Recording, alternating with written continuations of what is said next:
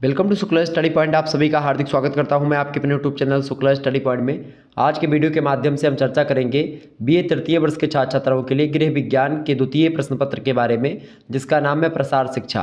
अर्थात home science में आपको जब बीए थर्ड ईयर में आप होते हैं या होती हैं तो आपको एक्सटेंशन एजुकेशन के बारे में पेपर 2 के अंतर्गत पढ़ना होता है। तो आइए देखेंगे सेकंड पेपर में जो एक्सटेंशन एजुकेशन है इससे कैसे कैसे प्रश्न आपकी परीक्षा में आते हैं और उनके उत्तर को आपको कैसे लिखना होता है। लिखित टाइप का ये मॉडल पेपर है। इसमें अति लघु उत्तरीय, लघु उत्तरीय और दीर्घ उत्तरीय टाइप के प्रश्नों के माध्यम से हम लोग समझने का प्रयास करेंगे आपके सिलेबस को, और संपूर्ण सिलेबस को समाहित करने का प्रयास एक ही वीडियो के माध्यम से मैं करता हूँ। एक भी प्रश्न आपका अलग से नहीं आएगा। इसी वीडियो में जो प्रश्न रखूँगा वही में से आपकी परीक्षा में प्रश्न आने वाले हैं, तो इस वीडियो को अंत तक जरूर देखिएगा। इससे पहले महासंग्राम वीडियो इसकी ऑलरेडी अवेलेबल है, तो आप लोग प्ले लिस्ट में देख लीजिएगा। देखिए, बीए तृतीय वर्ष गृह विज्ञान में आपको पढ़ना क्या है, प्रसार शिक्षा के बारे में, एक्सटेंशन एजुकेशन जिसको आप बोलते हैं, उसी के बारे में यहाँ पर आपको पढ़ना है। गृह विज्ञान में प्रसार शिक्षा के बारे में पेपर 2 के अंतर्गत पढ़ना होता है, तो उसी का ये नवीनतम मॉडल पेपर है 2023 की परीक्षाओं के लिए। आइए देखते हैं। 3 खंडों में आपका पेपर बटा हुआ होता है, खंड आ, बा और सा। खंड आ से अति लघु उत्तरीय प्रश्न, खंड बा से लघु उत्तरीय और खंड सा से दीर्घ उत्तरीय टाइप के आपके प्रश्न पूछे जाते हैं। जो खंड आ होता है इसमें जो अति लघु उत्तरीय प्रश्न होते हैं उनकी संख्या होती है 10, और 10 के 10 प्रश्नों को आपको करना होता है। ठीक है, 50 शब्दों में एक प्रश्न का उत्तर लिखना होता है। एक प्रश्न के लिए आपको 2 अंक प्रदान किए जाते हैं, ये बात ध्यान रखिएगा।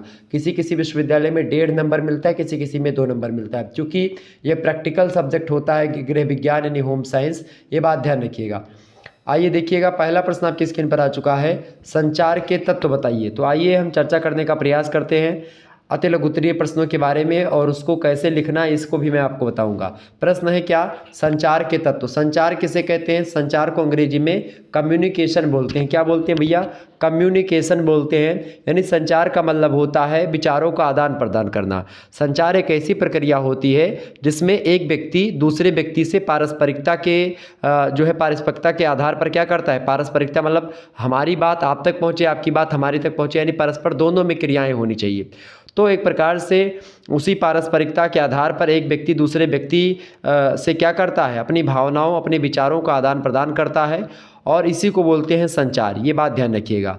और एक दोहरा प्रवाह होता है संचार, जिसमें एक ओर संप्रेषक होता है और उसका संदेश होता है, तो दूसरी ओर प्राप्तकर्ता होता है, उसकी अनुक्रिया होती है उस संदेश पर। यानी एक व्यक्ति कुछ कहेगा, एक व्यक्ति सुनेगा, और जो वो व्यक्ति कहेगा उस पर कुछ प्रतिक्रिया देगा जो सुनने वाला होगा। यानी संप्रेषक भी होगा और प्राप्तकर्ता भी होगा, संदेश भी होगा, उस संदेश पर प्रतिक्रिया भी होगी इसमें। तो ये होता है कम्युनिकेशन। ठीक है, इसमें प्रश्न आपसे क्या पूछा गया है? प्रश्न आपसे पूछा गया है कि संचार के तत्व कौन कौन से होते हैं, किन तत्वों के माध्यम से। साधन पूछता तो आप बताते कि भाई मोबाइल फ़ोन हो गया, या डाक यानी पत्र वगैरह हो गया।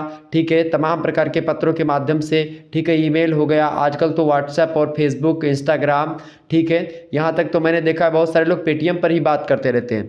तो ये सब एक प्रकार से क्या है, विचारों के आदान प्रदान करने के माध्यम है। तो यहाँ पर माध्यम नहीं पूछा गया है, यहाँ पर पूछा गया तत्व। तत्व माने होता है संचार में कौन कौन सी चीज़ें इंपॉर्टेंट होती संचार के लिए।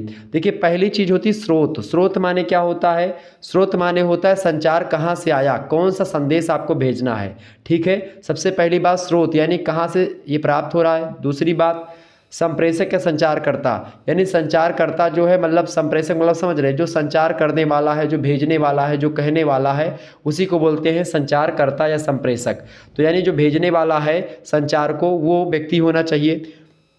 तीसरा, संदेश, जो कुछ वो कहेगा या जो लिख करके भेजेगा, तो वो एक बात होती है। ठीक है, तो ये होता है तीसरा तत्व। चौथा तत्व होता है संचार का, उसको बोलते हैं संचार माध्यम।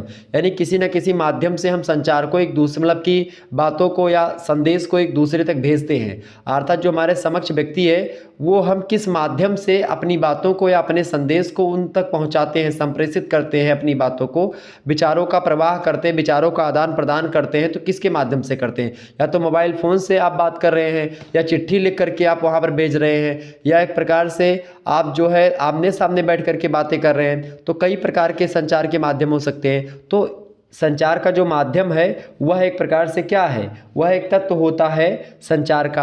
पांचवा तत्व होता है श्रोता। श्रोता माने या श्रोता बोलो या प्राप्तकर्ता बोलो, तो श्रोता या प्राप्तकर्ता जो एक प्रकार से सुनता है, समझ रहे हैं, जो संदेश वो, जैसे मैं कुछ आपको पढ़ा रहा हूँ तो एक तो मैं पढ़ा रहा हूँ पहली बात, दूसरी बात मैं किसके माध्यम से पढ़ा रहा हूँ, तो एक प्रकार से आप लोग मोबाइल के माध्यम से पढ़ रहे हैं, मोबाइल के माध्यम से पढ़ा रहे हैं या अन्य किसी माध्यम से पढ़ा रहे हैं, तो एक प्रकार से हम तो माध्यम भी हो गया ये।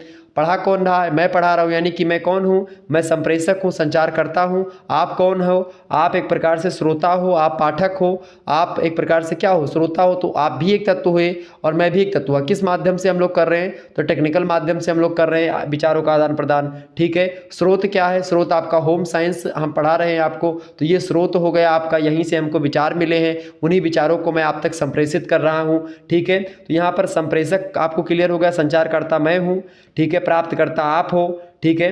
संदेश क्या है, होम साइंस की बातों को मैं बता रहा हूँ। स्रोत क्या है, होम साइंस की पुस्तक में लिखी गई बातों को मैं बता रहा हूँ, ठीक है। संचार माध्यम क्या है, तो वो उपकरण आप लोगों के समझ टेक्निकल माध्यम से हम लोग पढ़ा रहे हैं। श्रोता आप लोग हैं ही, ठीक है। तो ये चीज़ें हो गई।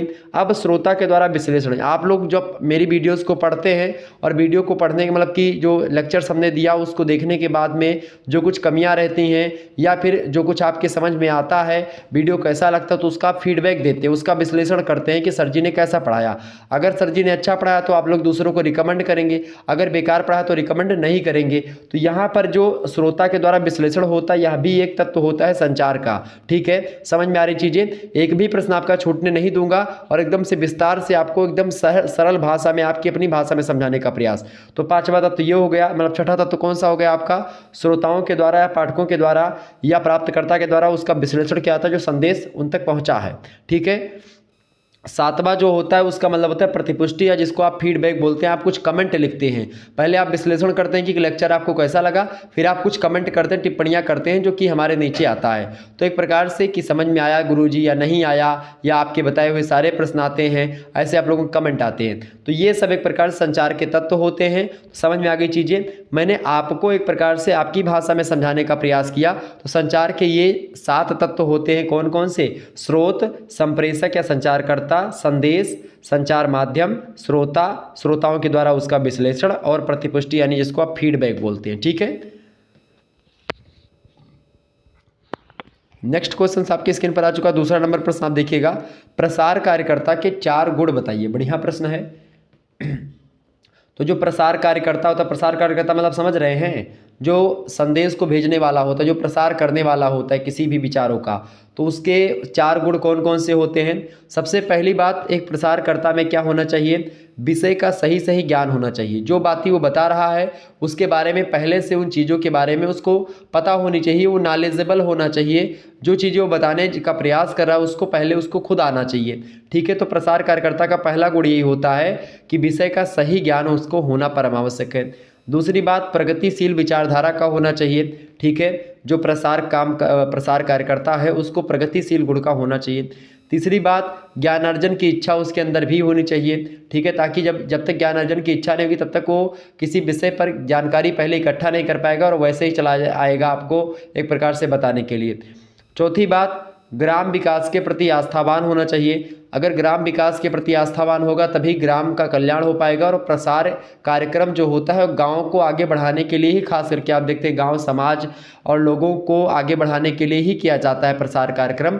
तो प्रसार कार्यक्रम करने वाले जो कार्यकर्ता हैं उनको ग्राम विकास के प्रति आस्थावान होना पड़ेगा, तभी एक प्रकार से जो है कल्याण हो पाएगा समाज का और गाँव का। तो प्रसार कार्यकर्ता के 4 गुण आप लिख लीजिएगा, इंपॉर्टेंट है परीक्षा की दृष्टि से आपके। आगे बढ़ते हैं, तीसरा क्वेश्चन आप देखिएगा, प्रश्न आपकी स्क्रीन पर आ चुका है, अनौपचारिक और औपचारिक शिक्षा के बारे में बताएं। तो औपचारिक शिक्षा क्या होती है, औपचारिक माने होता है क्रमबद्ध तरीके से, एक सरकारी तरीके से, एक विधिवत तरीके से, एक विधिवत क्रमबद्धता स्वरूप शिक्षा जो होती है। एक पाठ्यक्रम हो, एक टीचर हो, एक स्कूल हो, वहाँ पर रेगुलरली जा करके आप कक्षा 1 पढ़ो, 2 पढ़ो, 3 पढ़ो, 4 पढ़ो, 5, 6, 10, 8, 12, इसी प्रकार से BA MA ऐसे करते चले जाओ PhD वगैरह तक। तो ये हो गई एक सीरियल से सीधे की, एक साल में आपको कक्षा 5 की ही किताब को पढ़ना है, फिर दूसरे साल 6 की किताब को पढ़ना है। तो ये हो गई क्रमबद्ध तरीके से शिक्षा, एक विद्यालय में जा करके शिक्षा। तो ये होती औपचारिक शिक्षा। जो औपचारिक शिक्षा होती है संस्थागत शिक्षण पद्धति है इसमें, जिसकी सीमाएं विद्यालय, महाविद्यालय, विश्वविद्यालय तक ही होती हैं और इसमें नियम चलते हैं, सत्र चलते हैं और निर्णय प्रशासनिक समिति करती है इसका। इसमें वर्गीकृत पाठ्यक्रम होते हैं। परीक्षाओं के आधार पर शिक्षार्थी को उत्तीर्णता प्रदान की जाती है कि भैया परीक्षा हो गई, तुम अब पास हो गए, अब तुम 6 में जाओगे, इसके बाद 7 में हाई स्कूल पास करोगे, फिर 11 में जाओगे, फिर 12 पास करोगे, फिर BA या BSc करोगे, ये सब चीज़ें, ठीक है। तो ये होता है औपचारिक शिक्षा, ठीक है। कौन सी शिक्षा होती है? ये होती है औपचारिक शिक्षा। जो अनौपचारिक शिक्षा होती है, अनौपचारिक माने होता है जिसमें कोई क्रमबद्धता ना हो, कोई बाध्यता ना हो, कोई पाठ्यक्रम निश्चित ना हो, ये सारी चीज़ें। इस प्रकार की जो शिक्षण व्यवस्था होती है गैर संस्थागत होती है, मान्यता रहित होती है। मतलब मान्यता, इसको कोई जरूरी नहीं कि मान्यता प्राप्त ही कोई संस्था होगी वही शिक्षण करवाएगी, बिल्कुल ऐसी कोई बाध्यता नहीं होती इसमें।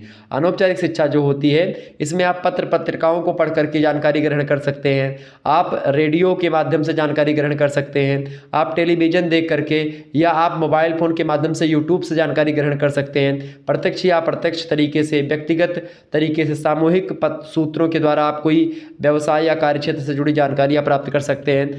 तो ये सब जानकारियाँ जो कि एक प्रकार से आप किसी नियम के तरीके से नहीं प्राप्त करते हैं, किसी नियम में बंद करके नहीं करते हैं, किसी विद्यालय में जा करके जो जानकारी नहीं प्राप्त करते हैं, तो इस प्रकार की शिक्षा जो होती है वो अनौपचारिक शिक्षा होती है। औपचारिक शिक्षा विद्यालय में जा करके पढ़ने वाली शिक्षा। समझ में आ गई चीज़ें? आगे बढ़ते हैं। चौथा क्वेश्चन आप देखिएगा, परीक्षा की दृष्टि से बढ़िया प्रश्न है। प्रश्न है प्रसार शिक्षा को परिभाषित कीजिए, बताएं। प्रसार शिक्षा को परिभाषित कीजिए। प्रसार शिक्षा क्या होती है भाई? बढ़िया प्रश्न पूछा गया है, आपकी परीक्षा में प्रश्न आएगा। प्रसार शिक्षा की बात की जाए तो गृह विज्ञान में जो प्रसार शिक्षा की बात करी जाती है इसकी परिभाषा डेके महोदय ने दी है। कहा कि गृह विज्ञान प्रसार शिक्षा ग्रामीणों तक गृह विज्ञान से संबंधित जो वैज्ञानिक और तकनीकी जानकारी है उसको प्रसारित करने का एक माध्यम होता है प्रसार शिक्षा। और यह एक ऐसी पद्धति है प्रसार शिक्षा जिसके द्वारा क्या होता है, जानकारी युक्त महत्वपूर्ण ज्ञान की बातें उन लोगों तक पहुंचती हैं जिन्हें अपने कार्यकलापों के निमित्त उत्पादन और बेहतरी, खास करके जो बेहतर के विकास के लिए मतलब उसकी आवश्यकता होती है। मतलब ऐसी, ये ज़रूरी नहीं कि एक प्रकार से गृह विज्ञान के ही क्षेत्र की है, इसमें कृषि वगैरह हो गई या गांव की तमाम सारी जनता जो है वो उन चीज़ सही तरीके से चीज़ों का उपयोग करना नहीं जानती है। नए नए जो चीज़ें बन रही हैं, उपकरण बन रहे हैं, तो उनको सिखाना कि भाई इसका यूज ऐसे करना है, ऐसे जीवन व्यतीत करना है, ये करना है, वो करना है। नाना प्रकार के जो उपकरण बन रहे हैं उन्हीं उपकरणों के माध्यम से उनको उन उपकरणों के बारे में बताना, उसके बारे में उनके एक प्रकार से चीज़ों को समझाना कि भाई ये ऐसे होना है, ये ऐसे होना है, तो ताकि ग्रामीणों का जो जीवन स्तर है वो उच्च हो सके, थोड़ा सा ऊंचे उठे और अच्छे तरीके से जीवन यापन कर सकें। तो ये होता है प्रसार शिक्षा का मतलब कि गांव वगैरह के जो बुजुर्ग व्यक्ति हैं, जो एक प्रकार से जो प्रौढ़ व्यक्ति हैं, जो महिलाएं हैं, जो पढ़ी लिखी नहीं हैं, जिनको एक प्रकार से किन्हीं कारण के बस में स्कूल में दाखिला नहीं मिल पाया, नहीं पढ़ पाई वो, तो उनके लिए एक प्रकार से ऐसे कार्यक्रमों का आयोजन करता है प्रसार शिक्षा, जो कि एक प्रकार से उन महिलाओं के और उन पुरुषों को ज्ञान देना होता है। और जो दैनिक समस्याएं होती हैं उन समस्याओं के समाधान में खास करके प्रसार शिक्षा बहुत अच्छी भूमिका निभाता है।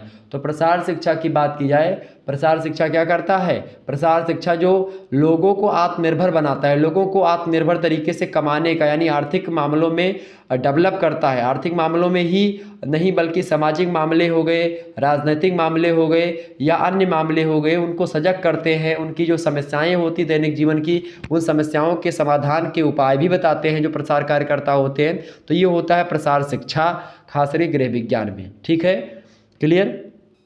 आगे बढ़ते हैं। अगला प्रश्न, पांचवा क्वेश्चन आपके स्क्रीन पर आ चुका है। ईमेल की क्या उपयोगिता है? ईमेल किसे कहते हैं? तो ईमेल को बोलते हैं इलेक्ट्रॉनिक मेल या इलेक्ट्रॉनिक मैसेज। ठीक है, तो ईमेल जो है ये इलेक्ट्रॉनिक मैसेज भेजने का एक माध्यम होता है। जैसे पहले पत्र वगैरह लिखे जाते थे एक ऑफिस से दूसरे ऑफिस में, या कोई एक व्यवसाय का व्यक्ति दूसरे व्यवसाय की व्यक्ति को क्या करता था, उसको क्या लिखता था भाई, उसको एक पत्र लिखता था, एक लेटर लिखता था। तो उसके पास जाता था, वो बड़ा समय लगता था पेपर मतलब पत्र पहुंचने में। फिर वहां से फिर वो उसका रिप्लाई करता था तो बड़ा टाइम लग जाता था इस प्रोसेस में, पैसा भी ज़्यादा खर्च होता था। लेकिन अब क्या है, ईमेल पर बैठ करके एक टाइपर होता है, उससे सारी जो इन्फॉर्मेशन होती है उसको लिखवाता है और उसके बाद में फिर उस जो है पेपर की भांति हो जाता है, एकदम से लेटर की भांति उसको भेज दिया जाता है। तो एक प्रकार से कम समय लगता है, कम पैसे में चला जाता है, तुरंत उसका रिप्लाई भी भेज सकता है उस उधर का आदमी। तो ये एक प्रकार से ये इलेक्ट्रॉनिक मैसेज भेजने का एक माध्यम है ईमेल। और यह कंप्यूटर नेटवर्क में प्रकाश की गति से गमन करता है। मतलब प्रकाश की गति का मतलब होता है जैसे सूर्य की किरणें इतनी तीव्र गति से आती है पृथ्वी पर, उससे भी तीव्र गति से कहीं ना कहीं पे ईमेल जो होता है, ये मैसेज वहाँ तक पहुँच जाता है। आप व्हाट्सएप पर एक मैसेज भेजें या ईमेल पर तो तुरंत पहुँच जाता है, आप देखते हैं। तो ये इस प्रकार से बड़ी तीव्र गति से जाता है। इलेक्ट्रॉनिक डॉक्यूमेंट भी आप इसको इसमें भेज सकते हैं, आप इसमें वीडियोस भी भेज सकते हैं छोटे मोटे, ठीक है। तो ईमेल से समय और धन दोनों की बचत होती है। ईमेल द्वारा पल भर में संदेशों का आदान प्रदान हो जाता है। दुनिया के किसी कोने में आप बैठे हैं, चाहे जहां आप बैठे हैं, सभी जगह पर आपका संदेश वहां तक पहुंच जाता है। तो संचार माध्यमों में एक प्रकार से ईमेल जो है एक बड़ा ज़बरदस्त माध्यम है विचारों का आदान प्रदान, चाहे वो व्यावसायिक विचार हो और चाहे वो व्यक्तिगत विचार हो, ठीक है। आगे देखिए, अगला प्रश्न आपके स्क्रीन पर आ चुका है, छठा नंबर प्रश्न आप देखिएगा। प्रश्न है नवाचार क्या है। नवाचार किसे कहते हैं? नव आचार। आचार माने होता है क्रियाकलाप, नव माने होता है नया। नया आचार विचार, नई क्रियाकलाप करना, वही बोलते हैं नवाचार, ठीक है। तो नवाचार जो होता है सामाजिक परिवर्तन का आधार है। नवाचार एक ऐसी प्रक्रिया होती है जो सामाजिक परिवर्तन को जन्म देती है और इसके माध्यम से लोगों के सोचने के ढंग में भी परिवर्तन होता है। और जब लोगों के सोचने के ढंग में परिवर्तन आ जाता है तो इसी के साथ साथ उनके क्रियाकलापों में परिवर्तन आता है, उनके कार्य करने की शैली में परिवर्तन आता है और बेहतर जीवन जीने की शैली की ओर वो अग्रसर होते हैं, नई चीज़ों को अपनाते हैं। जैसे पहले मान लेते हैं कि आपके पास जो है बेना था। बेना समझती हैं आप लोग, तो लड़कियां अगर ज़्यादा वीडियो देखती हैं, खास करके होम साइंस पढ़ती हैं, तो बेना उना आप लोग बनाती होंगी गाँव वगैरह से जो होंगी। बेना माने होता हैंड फैन। जब गर्मी लगती है तो हाथों में जो एक प्रकार से गाँव वगैरह में बनाई जाती है, स्त्रियाँ लड़कियाँ बनाती हैं, तो उसमें जो है एक प्रकार से हवा करने के लिए होता है पंखा हाथ वाला, तो वो एक प्रकार से बेना कहा जाता है अवधि में हमारे। तो वो जो होता है पहले वही था, एक प्रकार से गर्मी में लोग पेड़ों के नीचे चले जाते थे। आजकल क्या है, एसी चल गई है, एसी तुरंत ऑन किया, बढ़िया ठंडी ठंडी हवा आ गई आपके कमरे में। तो कहीं ना कहीं पे ये सब आपके जीवन को सरल बना रहा है और सरल के साथ ही साथ, मतलब सरल बोला हूँ, कठिन बना रहा है आपके जीवन को। सरलता पहले थी, आप देखिए जैसे जैसे विकास हुआ है वैसे वैसे क्या हुआ है, मनुष्य का जीवन कठिन हो गया है। पहले क्या होता था कि भाई अगर लोगों के पास पैसा नहीं है तो बस खाना और कपड़ा और मकान, बस 3 चीज़ें बन जाएं। लेकिन जब मकान रोटी कपड़ा ये सब फिट हो जाता है तो फिर पता चलता है कि भाई अब मोटरसाइकिल लेनी है। फिर थोड़ा सा पैसा है, फिर आपने सोचा कि भाई शादी करनी है। फिर थोड़ा पैसा हुआ तो अब भाई घर पलस्तर करवाना है, इसमें टाइल लगवानी है, शीशा लगवाना है, दरवाज़ा लगवाना है, नाना प्रकार की चीज़ें, बेड खरीदना है, ये करना है, गोदरेज लेना है, तमाम प्रकार की चीज़ें जो है आपके दिमाग में चलती है। फिर उसके बाद में क्या होता है, जब सारी चीज़ें आपकी व्यवस्थित हो जाती है फिर आप सोचते हैं अब 4 चक्का ले लें। फिर इसी प्रकार से क्या होता है, फिर सोचते हैं एसी लगवा ले, फिर सोचते हैं कि एक आध 2 कूलर और ले ले। तो इससे क्या होता है कि लगातार आपकी जो है जो जीवन जीने की शैली है वो बदलती जाती है। तो ये सब नवाचार के परिणाम स्वरूप ही होता है। नवाचार के द्वारा समाज में परिवर्तन होता है, समाज के लोग भी एक प्रकार से नवीन जीवन शैली को अपनाते हैं और इस प्रकार सामान्य जीवन से वो या जैसा जीवन पहले व्यतीत कर रहे होते हैं उससे एक कदम आगे या आगे बोल सकते हो मेरे हिसाब से, तो आगे ना कह करके उसको पीछे भी बोल सकते हैं। क्योंकि प्रकृति का जिस प्रकार से हरासमेंट हो रहा है, इस समय हरास हो रहा है, उसको देखते हुए मुझे नहीं लगता कि बहुत ज़्यादा दिनों तक हम लोग इसी प्रकार से एंजॉय कर पाएंगे एसी और कूलर का। मुझे नहीं लगता कि ये ज़्यादा दिन तक सफल हो पाएगा ये माध्यम। कुछ दिनों में कुछ ज़रूर ऐसी घटनाएं आपके समक्ष आएंगी जिससे क्या होगा कि आप लोग चकित रहेंगे और सोचेंगे कि जो है किसी ने कहा था कि कुछ चीज़ें होने वाली हैं। निश्चित तौर पर कोरोना जैसी बीमारियां जो है ये यूं ही नहीं आती हैं, इसके पीछे बहुत एक प्रकार से प्रकृति के साथ खिलवाड़ किया गया और इन्हीं के परिणाम स्वरूप ये सारी चीज़ें हुई हैं। तो कहीं ना कहीं पे नवाचार जो है वो नवीन चीज़ों को अपने जीवन में अपनाना, अपनी जीवन शैली जो पुरानी शैली उसको त्याग करके नई शैली को अपनाने का प्रयास करना, नए नए विचारों को ग्रहण करना, ठीक है, अपने कार्य करने के ढंग को परिवर्तित करना, ये सब होता है नवाचार। 7वां क्वेश्चन आप देखिएगा, निम्नलिखित का पूरा नाम लिखिए। मतलब आपको फुल फॉर्म पूछ रहा है। प्रश्न है देखिए, ICDS, IRDP, ICR, इसके अलावा जो है द्वायरा जो है ड्वाकरा यानी कि DWACRA, और इसके अलावा केयर। तो ये सब एक प्रकार से ये क्या है भाई, ये एक प्रकार से जो प्रसार कार्यकर्ता या कार्यक्रम है, खास करके भारतीय ग्राम सेवा के या जो आगे और कार्यक्रम होते हैं महिलाओं के कल्याण के लिए, प्रसार कार्यक्रम को आगे बढ़ाने के लिए, तो ये सारी की सारी संस्थाएं हैं। ठीक है, तो ICDS की बात किया है तो इसको बोलते हैं integrated child development services. Integrated child development services, इसका फुल फॉर्म क्या है? Integrated child development services. I का मतलब होता है समेकित यानी इंटीग्रेटेड, चाइल्ड माने होता है बाल यानी बालक, और डेवलपमेंट माने होता है विकास, और सर्विस माने होता है सेवा, अर्थात समेकित बाल विकास सेवा। हिंदी में क्या बोलेंगे ICDS को? समेकित बाल विकास सेवा। समझ में आ गई चीज़ें। दूसरा जो होता है इसकी अगर बात की जाए तो इसका फुल फॉर्म होता है इंटीग्रेटेड रूरल डेवलपमेंट प्रोग्राम। क्या? Rural integrated rural development programme. Integrated माने क्या होता है? समेकित, रूरल माने होता है ग्रामीण एरिया का, डेवलपमेंट माने होता है विकास, और प्रोग्राम माने होता है कार्यक्रम, अर्थात समेकित ग्रामीण विकास कार्यक्रम। ये सारे के सारे कार्यक्रम जो होते हैं वो विकास करने के लिए होते हैं। बालकों के विकास के लिए ICDS होता है, ठीक है, और ग्रामीण का विकास करने के लिए जो ग्रामीण लोग हैं, पुरुष हैं, महिलाएं हैं, उन सभी के विकास के लिए समेकित ग्रामीण विकास कार्यक्रम IRDP, एक प्रकार से इंटीग्रेटेड रूरल डेवलपमेंट प्रोग्राम चलाए जाते हैं। तो इसका फुल फॉर्म होगा क्या? Integrated rural development programme. अगला है आपका ICRA, ठीक है। तो ICR की बात करें तो आई माने होता है इंडियन, आई माने क्या लिखेंगे यहाँ पर? इंडियन। C माने हो गया आपका काउंसिल, और A माने आपका होगा एग्रीकल्चरल, और R माने हो जाएगा रिसर्च। ICR का मतलब होता है Indian council of agricultural research, अर्थात भारतीय कृषि अनुसंधान परिषद। भारतीय कृषि अनुसंधान परिषद जो होती है कृषि के मामलों में नवाचार लाने की बात करती है, किसानों को नई नई तकनीकी और नए नए जो है एक प्रकार से चीज़ों के बारे में बताने का प्रयास, उनसे एक प्रकार से नई नई चीज़ों तकनीकियों के से अवगत करवाने का जो कार्यक्रम होता है इनका ICR का, उसके द्वारा किया जाता है। तो भारतीय कृषि अनुसंधान परिषद ये है। अगला जो है आपका DWAR यानी कि ड्वाकरा जिसको बोलते हैं, इसकी बात की तो D माने हो गया आपका डेवलपमेंट, W का मतलब हो गया विमेन, और C माने होगा, A माने आपका क्या हो जाएगा? A माने हो जाएगा क्या आपका भाई?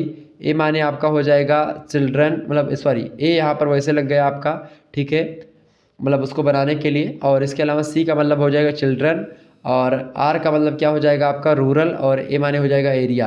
यानी इसका फुल फॉर्म बनेगा development of women children in rural area, ठीक है। क्या फुल फॉर्म होगा? Development of women children in rural area, अर्थात ग्रामीण महिला शिशु विकास कार्यक्रम, जिसको आप ग्राम शिक्षिका बोलते हैं शॉर्ट फॉर्म में। तो ग्रामीण महिला शिशु विकास कार्यक्रम जो होगा इसका फुल फॉर्म होगा। और जो लास्ट है उसको बोलते हैं केयर, केयर को बोलते हैं, इसका फुल फॉर्म होता है cooperative for American relief everywhere, ठीक है, यानी कि cooperative for American relief everywhere, ये केयर का फुल फॉर्म होता है, ठीक है। तो इस प्रकार से ये इसके पूरे नाम हो गए जो मैंने आपको बताया, ठीक है। ICDS का बताया, IRDP का बताया, ICR का बताया, ड्वाकरा का बताया और केयर का बताया। अगला क्वेश्चन आप देखिएगा, 8वां नंबर प्रश्न है फ्लैश कार्ड क्या है? फटाफट से आप बताने का प्रयास करें। फ्लैश कार्ड किसे कहते हैं? तो फ्लैश कार्ड जो होता है ये एक प्रकार से कई कार्डों की गड्डी होती है फ्लैश कार्ड में, और इसी कार्ड के माध्यम से क्या होता है, एक कहानी प्रस्तुत की जाती है दर्शकों के समक्ष। एक कार्ड आता है, उसमें कुछ चीज़ें छपी होती है, चित्र कोई बना होता है, या कोई एक प्रकार से चित्र या कोई रेखा चित्र बना होता है, जिसके माध्यम से कुछ चीज़ें वो चित्र कुछ चीज़ें बोलते हैं, कहते हैं। फिर उस चित्र को हटा करके फिर दूसरा कार्ड आता है, फिर उस पर कुछ चीज़ बनी होती तो उसके आगे की कहानी वो कार्ड कहता है। फिर अगला कार्ड आता है, फिर वो उसके आगे की कहानी को आगे बढ़ाता है। फिर दूसरा कार्ड आता है, चौथा, फिर वो दूसरा मतलब चौथा कार्ड के बाद में पांचवा आता है, छठा आता है। इस प्रकार से कहानी जो होती है उसी कार्ड के माध्यम से ही कह दी जाती है, तो वो है फ्लैश कार्ड। यह कार्ड की एक श्रृंखला होती फ्लैश कार्ड। जब इन्हें दर्शकों के सामने उपयुक्त क्रम में प्रस्तुत किया जाता है तो यह संपूर्ण कहानी कहते हैं। और प्रत्येक कार्ड जो होता है मोटे कागज पर बनाया जाता है, जिसमें चित्र या रेखा चित्र बने हुए होते हैं। चित्रों से संबंधित कहानी पीछे की तरफ लिखी भी होती है। तो एक प्रकार से ये होता है फ्लैश कार्ड आपका। ठीक है, समझ रहे हैं बातों को, आगे बढ़ते हैं। फ्लैश कार्ड आप लोगों को बता दूं जैसे कि क्या होता है कि कभी कभी फ्लैश कार्ड के बारे में अगर बताऊं तो जैसे आप लोगों ने देखा होगा कि भाई प्रोजेक्टर, ओवरहेड प्रोजेक्टर जो होता है, आप लोगों ने अगर देखा हो ओवरहेड जो प्रोजेक्टर होता है, ये आप लोग अगर विश्वविद्यालय में पढ़े होंगे तो आपको पता चलेगा। जो बड़े बड़े विश्वविद्यालय होते हैं उसमें प्रोजेक्टर लगे होते हैं। तो बोर्ड पर जो फोकस, आपने पर्दा वाला वीडियो देखा हो, गाँव वगैरह में बारात अगर आई होगी तो पहले, आज के 3-4 साल पहले, 5 साल पहले पर्दा वाले जो है वीडियो चलते थे गाँव वगैरह में। तो उससे जो प्रोजेक्टर होता है उससे चौंधा, मतलब एक प्रकार से जो रोशनी जाती है जिसको बोलते हैं, तो उससे प्रकाश निकलता है और सफ़ेद पर्दे पर पड़ता है तो उसी पर चित्र छप जाता है। तो इसी प्रकार से एक स्लाइड के माध्यम से चित्र आते रहते हैं और एक कहानी बयां होती रहती है। ठीक है, तो ये फ्लैश कार्ड होता है, मोटा कागज़ होता है उस पर लिख करके। ठीक है, ये चीज़। ओवरहेड प्रोजेक्टर जो होता है यह अप्रत्यक्ष प्रोजेक्शन के सिद्धांत पर कार्य करता है और इसमें प्रकाश की किरणें प्रोजेक्शन लैंप से आती हैं, जहां से कंडेंसर लेंस यूनिट के एक एलिमेंट में प्रवेश करती है और 45 डिग्री के कोण पर इससे दर्पण पर परावर्तित होती है। इससे वस्तु का बड़ा प्रतिबिंब जो होता है वो स्क्रीन पर बन जाता है। और जो है मोबाइल में भी एक प्रकार से ये चीज़ हो गई सकती है। तो फ्लैश कार्ड आपका समझ में आ गया चीज़ें। अगला प्रश्न है आपका 9वां नंबर प्रश्न है, भारतीय ग्राम सेवा क्या है? भारतीय ग्राम सेवा क्या है भाई? भारतीय ग्राम सेवा की बात की जाए तो इस कार्य योजना का जो आरंभ हुआ था वो 1945 में हुआ था, 1945 में हुआ था। और एक ग्राम विकास कार्यक्रम है ये भारतीय ग्राम सेवा, जिसके अंतर्गत कई सारे बातें बताई गई, कई सारे तत्व हैं इसके।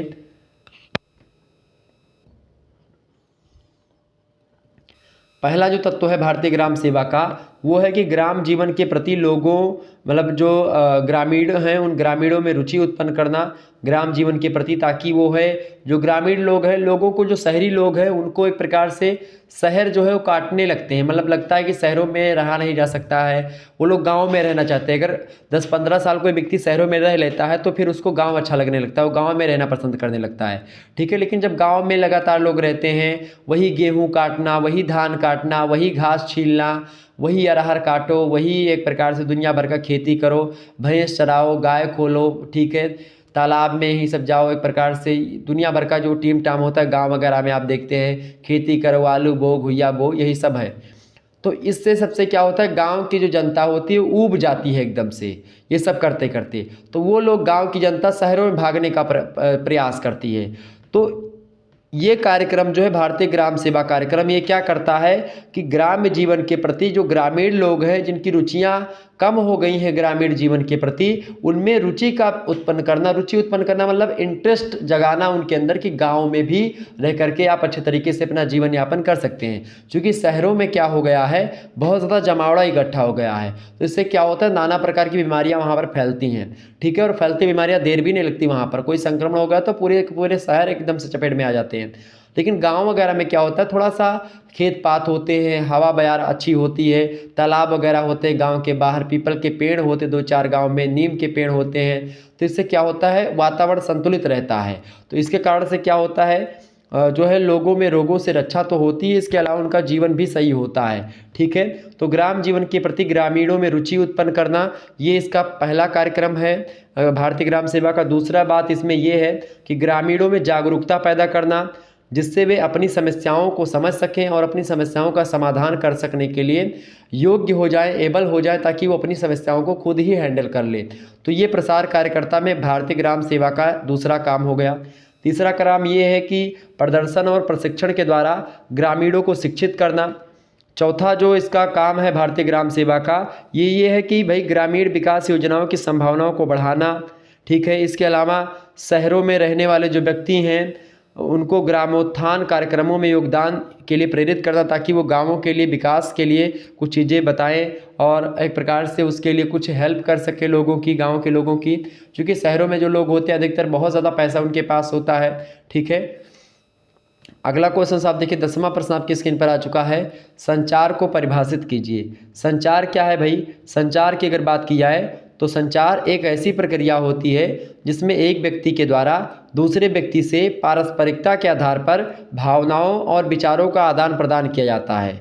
ठीक है, और यह एक दोहरा प्रवाह होता है जिसमें एक ओर संप्रेषक और उसका संदेश होता है तो दूसरी ओर प्राप्तकर्ता होता है और उसकी अनुक्रिया भी होती है, रिप्ले भी होता है। और इस प्रकार ज्ञान की बातों, भावनाओं, विचारों और सूचनाओं के आपस में आदान प्रदान की जो क्रिया होती है उसी क्रिया को हम संचार कहते हैं। ठीक है, ओपी धामा महोदय संचार की परिभाषा को देते हुए कहते हैं कि संचार से अर्थ है ज्ञान, विचार, सूचनाओं और भावों का ऐसा आदान प्रदान जो व्यक्तियों के बीच में होता है। क्या कहा कि संचार से अर्थ ये है कि जो ज्ञान है, विचार है, सूचनाएं हैं और जो इमोशंस हैं यानी भाव हैं उनका ऐसा आदान प्रदान किया जाए जो व्यक्ति के बीच में होता है।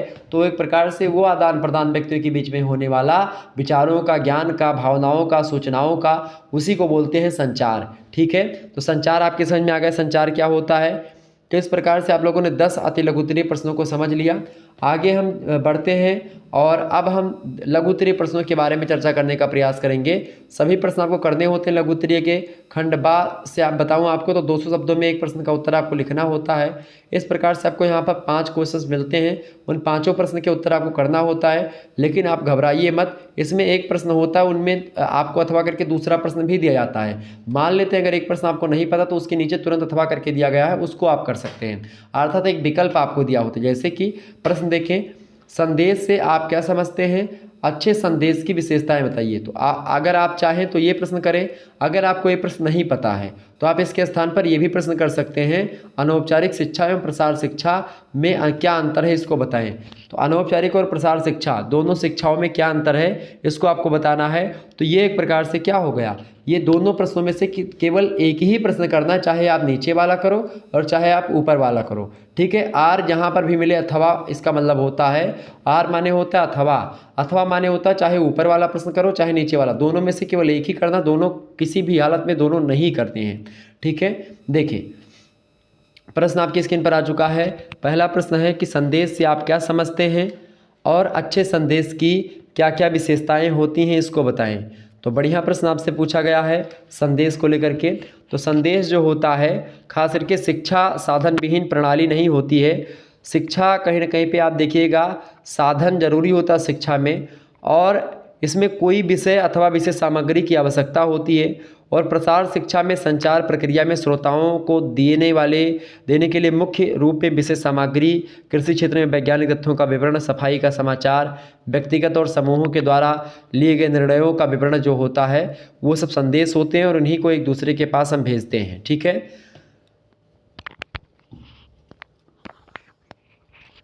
तो संदेश क्या होता है, संदेश अथवा विषय सामग्री जो होती है, संदेश को विषय सामग्री भी कह सकते हैं।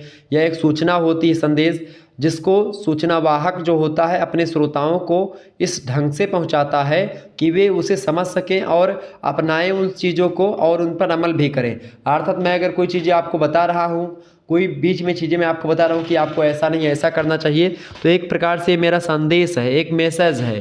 तो मैसेज का मतलब क्या होता है, जो बातें मैं बता रहा हूँ वो एक मैसेज है जिससे आप उसको अपनाएं और अपने आचार विचार में उसको ग्रहण करें, तो एक प्रकार से वो संदेश होता है। ठीक है, एक मैसेज होता है, तो मैसेज यही होता है। ठीक है, तो एक अच्छे संदेश में निम्नलिखित विशेषताओं का होना भी जरूरी है।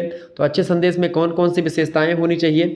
पहली विशेषता तो श्रोताओं के आर्थिक, भौतिक और सामाजिक और अन्य साधनों के अंतर्गत वो हो। ठीक है, तभी कोई श्रोता उसको पढ़ेगा, मतलब उसको अपनाएगा। चूँकि अगर उसकी आर्थिक और भौतिक और सामाजिक क्षेत्रों से शामिल, मतलब उससे रिलेटेड खबरें नहीं होंगी या उससे रिलेटेड मैसेज नहीं होगा तो उस मैसेज का कोई मतलब नहीं है और लोग उसको पढ़ेंगे भी नहीं और उस पर अमल भी नहीं करेंगे। तो ऐसा मैसेज जिससे लोगों का कुछ लाभ हो तो उस मैसेज को लोग पढ़ेंगे और उस पर अमल करेंगे। दूसरा, एक अच्छे संदेश का गुण ये होना चाहिए वैज्ञानिक दृष्टि से ठीक हो और आधुनिक हो, तभी लोग उस पर अमल करेंगे। तीसरी बात, समय के अनुकूल हो। चौथी बात, संचार माध्यम के अनुरूप हो। पांचवी बात, सूचना वाहक स्वयं सरलता से प्रयोग करता हो, अर्थात जो सूचना भेजने वाला हो, जो संदेश को भेजने वाला हो, वो सरल भाषा में सूचनाओं को बताए ताकि आपके समझ में आ जाए, पाठक के समझ में आ जाए, श्रोता के समझ में आ जाए, संदेश प्राप्तकर्ता के समझ में आ जाए चीज़ें। छठी बात ये होनी चाहिए एक अच्छे संदेश की कि एक समय में एक ही बात का बोध कराता हो ऐसा संदेश हो। एक समय में अगर आप 50 बातों को एक ही संदेश में बताएंगे तो फिर उसका कोई मतलब नहीं रह जाएगा। एक संदेश में अगर आप 1 या 2 बातों को बताएंगे तो पाठक के समझ में जल्दी आएगा और इस पर वो अमल कर पाएगा। इसीलिए कभी क्या होता है कि एक साथ ही बच्चों को सारी चीज़ें बता देने से क्या होता है, उनको बाउंस कर जाता है, ठीक है। तो इसीलिए धीरे धीरे करके पढ़ाया जाता है। चैप्टर 1 एक बार में, फिर चैप्टर 2, फिर 3।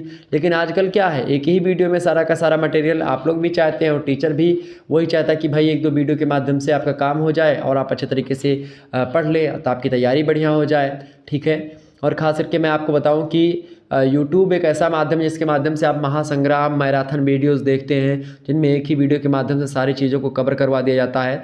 हालांकि ये इम्पॉर्टेंट तो होता है आज के परिवेश के हिसाब से, लेकिन जो एक एक चैप्टर पढ़ने से आपके समझ में आता है वो एक ही बार में सारी चीज़ों को समझ में नहीं आता है। ये तब उपयोगी होता है जब आपकी परीक्षा एकदम से नज़दीक होती है, ठीक है। तो ये एक अच्छा संदेश जब वो अपने मतलब एक समय में एक ही बात का बोध कराता हो, ज्ञान कराता हो, तो संदेश अच्छा होगा। 7वीं बात, उद्देश्य के अनुरूप होगा, अर्थात जो उद्देश्य है उसी उद्देश्य के अनुरूप अगर संदेश है तो भी एक प्रकार से वो अच्छा फैक्टर डालेगा, अच्छी बातों को आगे बढ़ाएगा।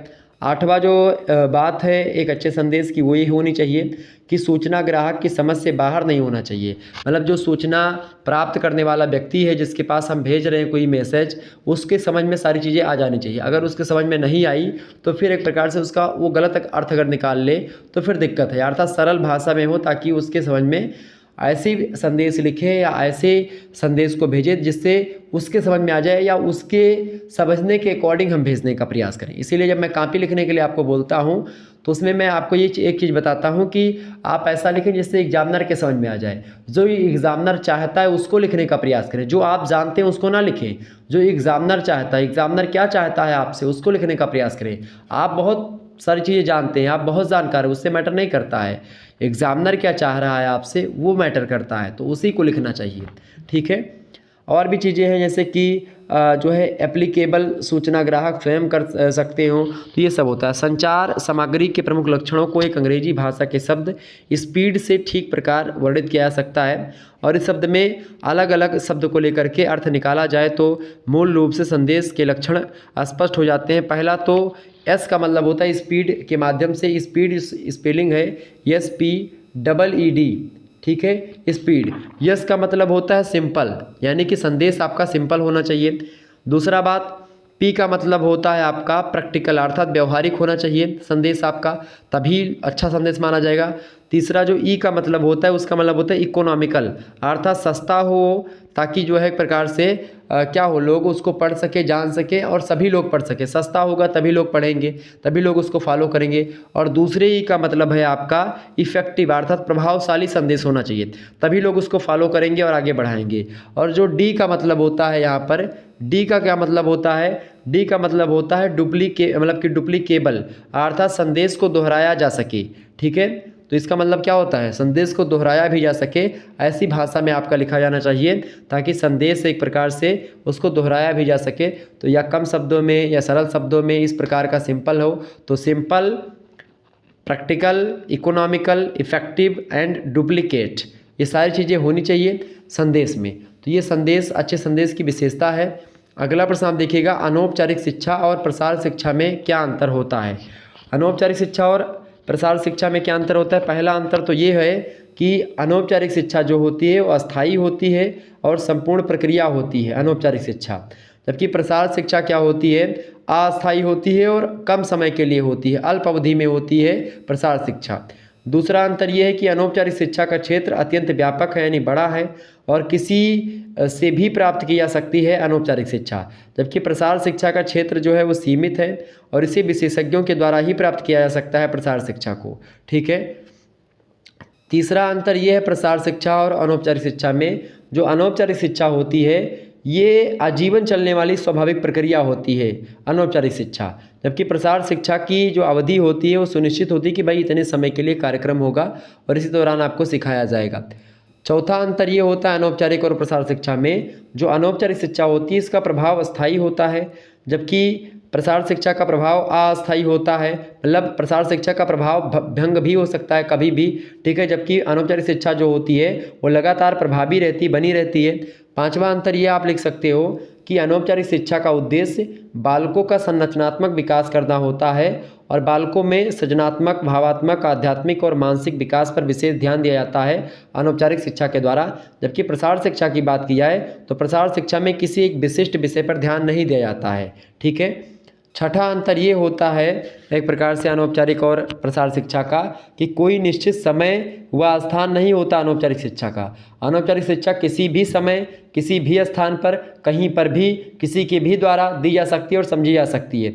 जबकि प्रसार शिक्षा निश्चित समय होता है प्रसार शिक्षा का, और निश्चित स्थान भी होता है, और निश्चित कुछ विशिष्ट लोग ही इस शिक्षा को देते हैं। तो ये हो गया प्रसार शिक्षा और अनौपचारिक शिक्षा, यानी कि एक प्रकार से जो अनौपचारिक शिक्षा है उसके और प्रसार शिक्षा यानी एक्सटेंशन एजुकेशन के बीच में डिफरेंट के बारे में हमने बताया। अगला क्वेश्चन आप देखिएगा, इंपॉर्टेंट प्रश्न है, परीक्षा में प्रश्न 100% आने वाला है।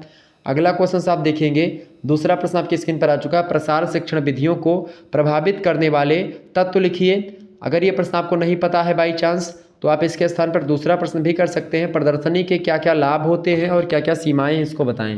प्रश्न बढ़िया है आपसे। प्रश्न क्या पूछा गया, प्रसार शिक्षण विधियों को प्रभावित करने वाले तत्व लिखिए।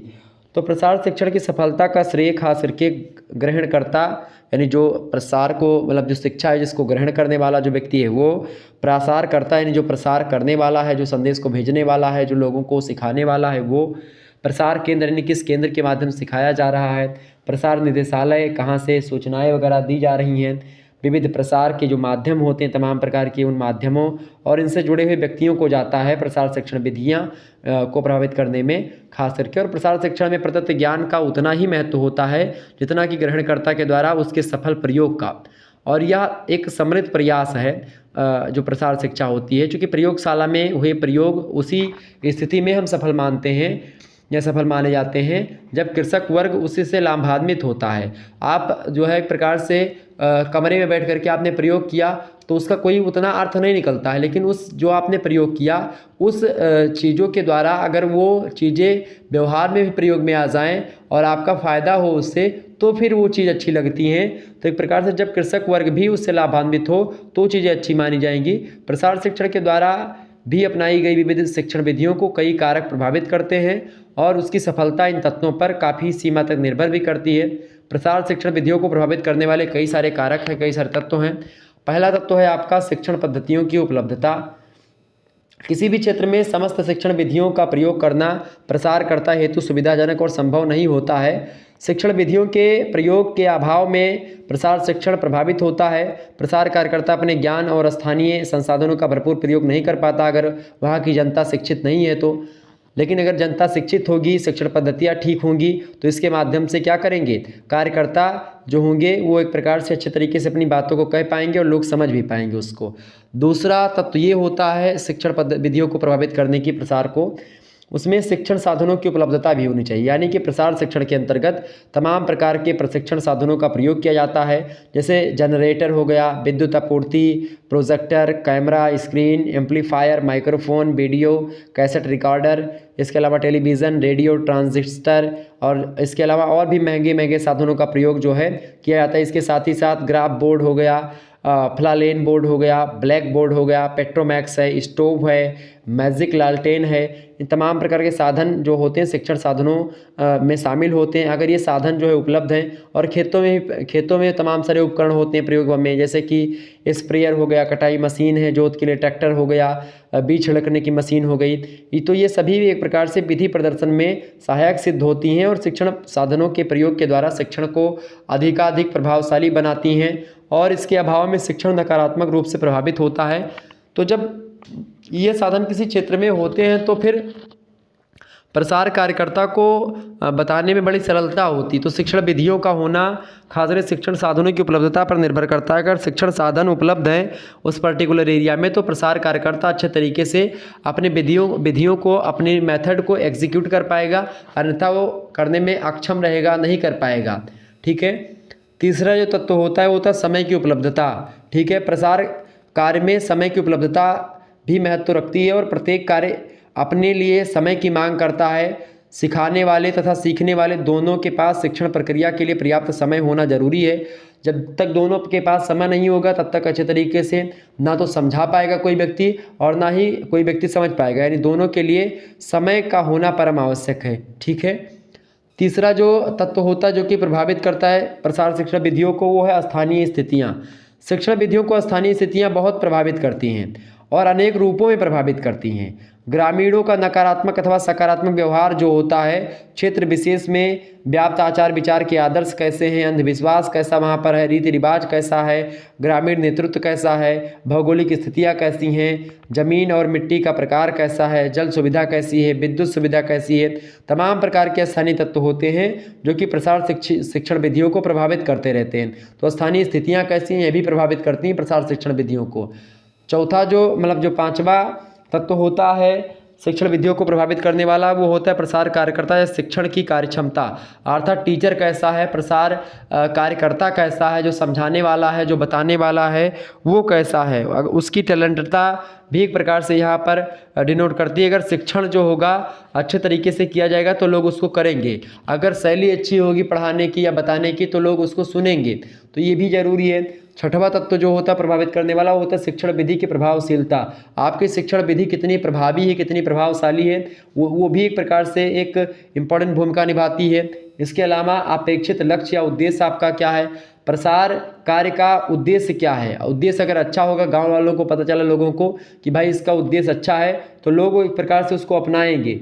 जब तक उनको लक्ष्य नहीं पता चलेगा तब तक लोग उसको नहीं करना प्रारंभ करते हैं। निष्कर्ष मतलब ये है कि लाभकारी उद्देश्य या लक्ष्य का होना प्रसार शिक्षण की एक आवश्यक शर्त होती है।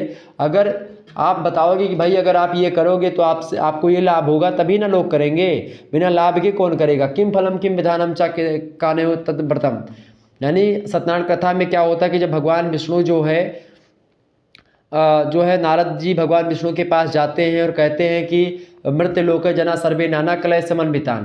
तो नारद जी जब विष्णु भगवान से पूछते हैं कि हे प्रभु, मृत लोक जना सर्वे नाना कलय समन्विता नाना यौन समुत्पन्ना पच्चन्ते पाप कर्म भी, कहे नाना प्रकार के दुखों से, नाना प्रकार के रोगों से ग्रसित हैं पृथ्वी के नर जो हैं, और अपने पाप कर्मों के हिसाब से दंड पा रहे हैं, तो इसका क्या उपाय है, और अगर किसी से पाप हो जाता है तो उसके लिए उसका प्रायश्चित क्या है, कृपया करके हे प्रभु उसको बताने का प्रयास करें। जब नारद जी ऐसा पूछते हैं भगवान विष्णु से, कमलापति से, तो भगवान विष्णु कहते हैं, मतलब भगवान विष्णु पूरा बताते हैं कि भाई कैसे कैसे करना है, पूरा प्रोसेस बताते हैं सत्यनारायण भगवान की कथा सुनने का, कि भाई ये कथा है, इस कथा को अगर आप सुनेंगे और श्रद्धा भक्ति रखेंगे तो एक प्रकार से, और हर एक कथा में एक प्रकार से एक ना एक संदेश है, उस संदेश को फॉलो करेंगे तो निश्चित तौर पर आप अच्छे तरीके से आपका जीवन बीतेगा और आप एक प्रकार से आपका प्रायश्चित भी हो जाएगा। तो नारद पूछते हैं कि भगवान, मैं ऐसे जाकर के किसे कहूँगा कि ये कथा सुनोगे तुम तो ये होगा, तो फिर पूछते हैं कि भाई ये बताइए प्रभु। नारद जी कहते हैं किम फलम किम विधानम चा, मतलब इसका क्या फल होगा और क्या विधान है। पहले फल पूछा, किम फलम किम विधानम चा, क्या फल मिलेगा। तो जब तक फल की इच्छा नहीं होगी तब तक लोग काम ही नहीं करेंगे। गीता कहती है कि फल की इच्छा मत कर, कर्म करते रहे, लेकिन है क्या, जब तक लोग फल की इच्छा नहीं करते। आप पढ़ क्यों रहे हो, चूंकि नौकरी लगनी है इसीलिए पढ़ रहे हैं, बिना फल की इच्छा के आप कोई काम ही नहीं करते हैं। लेकिन जो व्यक्ति बिना फल की इच्छा के काम करता है वो सफल होता है, और एक प्रकार से उसको सफल होने से कोई रोक भी नहीं पाता है। और कहीं ना कहीं पे ऐसे व्यक्ति भी सफल होते हैं जो कि फल की इच्छा करते हैं, वो भी सफल होते हैं। ऐसी बात नहीं कि वो सफल नहीं होते, वो भी सफल होते हैं। लेकिन मात्र केवल इसलिए पढ़ना कि हमको नौकरी लेनी है, ये मूर्खतापूर्ण व्यवहार है। लेकिन अब इस पर भी दो तर्क हैं, चूँकि अब आजकल का जो इतनी जनसंख्या है, गरीबी इतनी ज़्यादा बढ़ रही है, तो ऐसी स्थिति में लोग यही चाह रहे हैं कि भाई किसी तरीके से पढ़ लिख करके नौकरी लाग जाए, 20-30 हज़ार रुपये अगर महीना मिला करे तो अपने मेहरारू का खर्चा तो निकल जाए। तो इसीलिए लोग क्या करते हैं, नौकरी के लिए पीछे भाग रहे हैं। तो एक प्रकार से यह भी जरूरी, चूँकि इस समय इतनी बेरोजगारी, इतनी बीमारी और इतनी एक प्रकार से बेरोजगारी फैल चुकी है, इतनी जनसंख्या बढ़ रही है, भारत नंबर 1 पर हो गया। तो इस सभी के चलते क्या हो रहा है कि सारे जो मेथड थे पुराने वो सब बदल चुके हैं, और कहीं ना कहीं पे आप देखते हैं लक्ष्य वगैरह ध्यान में रख करके ही लोग काम करते हैं। तो जब तक फल की इच्छा नहीं होगी तब तक लोग काम नहीं करेंगे, ये बात ध्यान रखिएगा। आजकल यही ज़माना चल रहा है कि फल क्या मिलेगा, ये करेंगे तो ये होगा, अगर हम पॉलिटेक्निक करेंगे तो हम इंजीनियर बनेंगे कि नहीं बनेंगे, कितना तनख्वाह मिले, ये सब पहले में तय के तभी पॉलिटेक्निक बच्चा करत है या IIT करत है या BA MA करत है। ठीक है, तो ये सब चीज़ें यानी फल की बता देना कि भाई ग्रामीणों को बताना कि भाई इससे ये लाभ होगा, अगर ये आप ये करेंगे तो इससे क्या होगा, लोग उस काम में रुचि दिखाएंगे और करेंगे। तो इस प्रकार से तमाम प्रकार की चीज़ें हो गई जिसके माध्यम से हमने बताया प्रसार कारक से मतलब प्रसार शिक्षण विधियों को प्रभावित करने वाले कारक। अगला प्रश्न है आपका दूसरा नंबर, प्रदर्शनी के क्या लाभ हैं और क्या सीमाएं, इसको बताएं। प्रदर्शनी की बात की जाए तो ये प्रसार का सशक्त माध्यम है और बहुत ही ज़बरदस्त सशक्त माध्यम होता है प्रदर्शनी। इसका आयोजन एक तय स्थान पर व्यवस्थित ढंग से किया जाता है। प्रदर्शनी के माध्यम से अनेक प्रकार की सूचनाएं तथा जानकारियां जनसाधारण तक पहुंचाई जाती हैं। इससे लाभ ये होता है प्रदर्शनी से, प्रदर्शनी मतलब जैसे पुस्तक की प्रदर्शनी लगा दी गई या किसी अन्य चीज़ की प्रदर्शनी लगा दी गई या कोई प्रदर्शनी लग गई उसमें कोई विचार बताने हैं या कोई चीज़ हो गई, तो इससे लाभ ये होता है कि विशाल जन समुदाय से संपर्क स्थापित करने के लिए प्रदर्शनी जो है वो अत्यंत सफल एवं सशक्त माध्यम है और इन्हें देखने के लिए अन्य क्षेत्रों और गाँवों के लोग भी आते हैं। सभी आयु के लोग आते हैं यहाँ पर और ध्यान उनका प्रदर्शनी की ओर आकर्षित होता है। प्रदर्शनी के माध्यम से एक से अधिक विषयों के संबंध में जानकारियाँ लोगों तक पहुँचाई जा सकती हैं और ऐसे क्षेत्रों में जहाँ साक्षरता की दर कम हो वहाँ पर प्रदर्शनी आयोजित करना प्रसारण शिक्षण विधि में एक प्रकार से अच्छा काम माना जाता है कि जहाँ के लोग पढ़े लिखे कम है वहाँ पर अगर नुक्कड़ नाटक प्रदर्शनी अगर लगा दी जाए तो लोग उसी को देखते हैं और उसमें जो संदेश होता है उसको ग्रहण करते हैं। इससे क्या होता है, प्रसार कार्य को बढ़ावा और सफलता प्राप्त होती है। घूमने फिरने तथा घर से बाहर निकलने का एक अच्छा साधन हो जाता है गांव वालों के पास और इसके कारण प्रदर्शनी जो होता है आकर्षण का केंद्र बनती चली जाती है। लोग संपूर्ण उत्साह के साथ इसमें भाग लेते हैं। प्रदर्शनी के द्वारा आयोजित प्रतियोगिताओं लोगों में प्रतिस्पर्धा की भावना को पुष्ट करती है और कहीं न कहीं पे जिसके परिणाम स्वरूप लोग अपने उत्पादनों में अधिक दिलचस्पी लेते हैं। नवीन उत्पादन हो गया, यंत्र साधन, इसके द्वारा लोग आप देखते हैं कि पुस्तक मेला लग गया तो ये हो गया भाई पढ़ाई लिखाई का, एक होता जानवरों का मेला लगता है, फसलों का मेला लगता है, किसका आम अच्छा है, किसके बैल अच्छे हैं, किसका अनाज अच्छा है, इन सब की प्रदर्शनी लगती है तो लोग अच्छा काम करते हैं, मोटिवेट होते हैं उससे। और इस प्रकार से क्या होता है, प्रदर्शनी एक अच्छा माध्यम है। लोग स्वयं तो देखते ही हैं और अन्य लोगों को भी इसके संबंध में सूचना देते हैं कि भाई प्रदर्शनी वहाँ पर लगी थी, अगले साल तुम भी चलना। तो इससे क्या होता है, प्रसार अच्छे तरीके से होता है। इसकी सीमाएं क्या क्या हैं, सीमाएं ये हैं कि प्रदर्शनी उसी स्थिति में सफल हो पाती है जब तक उसका आयोजन बृहत स्तर पर किया गया हो। इसकी तैयारी महीनों से पहले से आरंभ कर दी जाती है और इसके लिए अनेक लोगों और संस्थाओं का सहयोग प्राप्त करना परम आवश्यक होता है। पूरा फैला दे, पूरा एक प्रकार से एकदम से पहले से ही एकदम से हाहाकार मचा दे कि भाई यहाँ पर प्रदर्शनी लगने वाली, ताकि सभी लोगों को पता चल जाए। ठीक है, तो ये सब चीज़ें करना होती हैं और इसके आयोजन में स्थानीय प्रशासन पर काफ़ी निर्भर रहना पड़ता है। एक ही क्षेत्र में दोबारा प्रदर्शनी लगाने पर विषय परिवर्तित करना, नए आकर्षण प्रस्तुत करना, प्रदर्शनी की सफलता की महत्वपूर्ण आवश्यक शर्तों को जारी करना, ये सब बहुत महत्वपूर्ण भूमिका होती है। अगर एक ही स्थान पर आपने एक साल प्रदर्शनी लगाई और फिर वही प्रदर्शनी दोबारा लगाई दूसरे साल तो लोग कम देखेंगे ना, फिर उसमें कुछ नई चीज़ें आप लाने का प्रयास करें। ठीक है, तो ये चीज़ होती है। आगे बढ़ते तो प्रदर्शनी की सीमाएँ ये हैं। अगला प्रश्न आप देखिएगा, तीसरा नंबर प्रश्न आपकी स्क्रीन पर आ चुका है। प्रश्न है प्रसार शिक्षा की प्रमुख विशेषताएं बताइए। प्रसार शिक्षा की प्रमुख विशेषताएं क्या क्या हैं भाई, फटाफट से आप बताने का प्रयास करेंगे। प्रसार शिक्षा की देखिए कई सारी विशेषताएं होती हैं।